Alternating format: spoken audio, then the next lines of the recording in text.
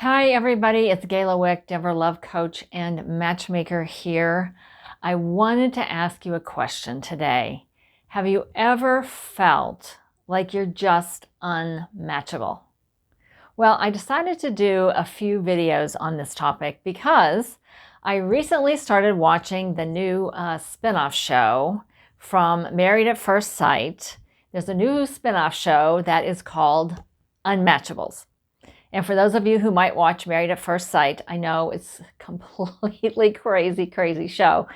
But Pastor Cal and Dr. Viviana had this new show where they are showing people that they have determined to be unmatchable, and they're helping them to deal with their issues that have made them unmatchable.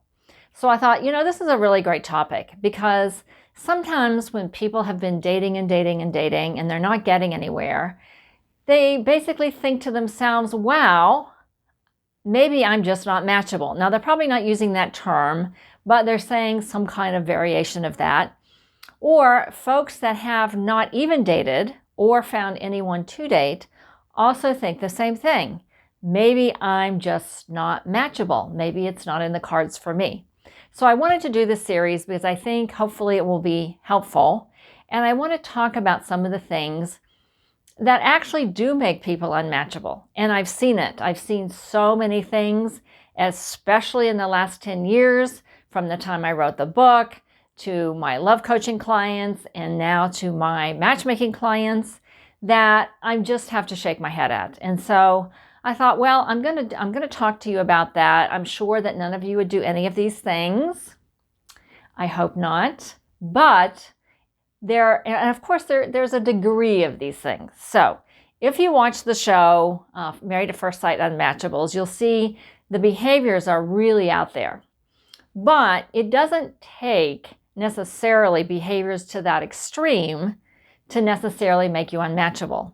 I will tell you there are a list of things that I'm going to go over in the next few videos that really do contribute to making you potentially unmatchable. And I don't want that to be the case for you. So I'm going to tell you a little story about something that that one of my clients did recently. And you can think about this. I personally think this type of behavior, which I call extreme behaviors, really, let's just put it this way, it doesn't make you matchable. So how far that puts you on the unmatchable spectrum, I don't know.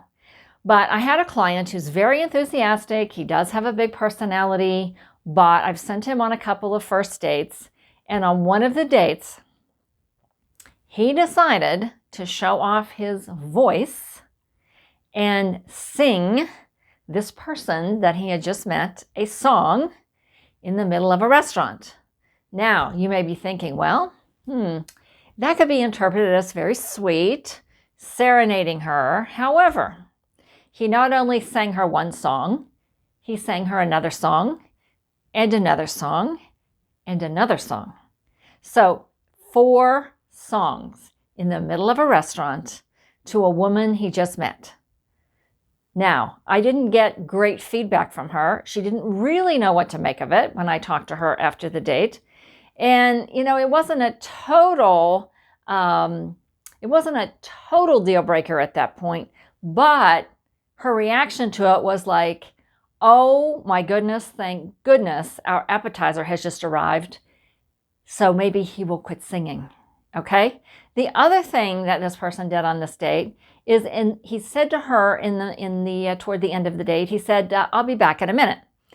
At which point he stood up and she thought he was going to the men's room. No, he walked around behind her and put a camera in her face and snapped a picture of them. I don't know about you, but I don't have a good reaction to that. If someone that I just met and who had already sang 4 songs to me in the middle of a restaurant did that, I think I'd be really taken aback. And so that behavior, really, there's a lot behind that about really, what are you thinking? Are you trying to impress someone? Are you just trying to just think about your own needs and your own wants?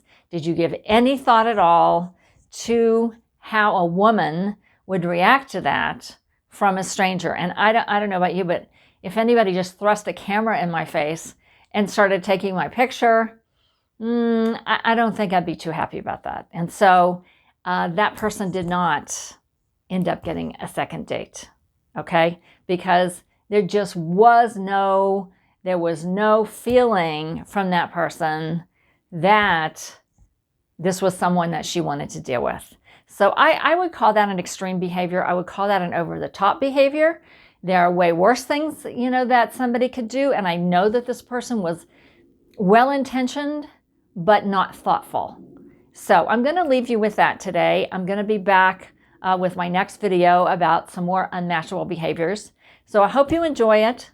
Until then, think about what you may be doing that might contribute to your lack of getting dates. Maybe even ask a friend, hey, do you think I have any unmatchable behaviors? And until next time, remember, it's always a great day for love.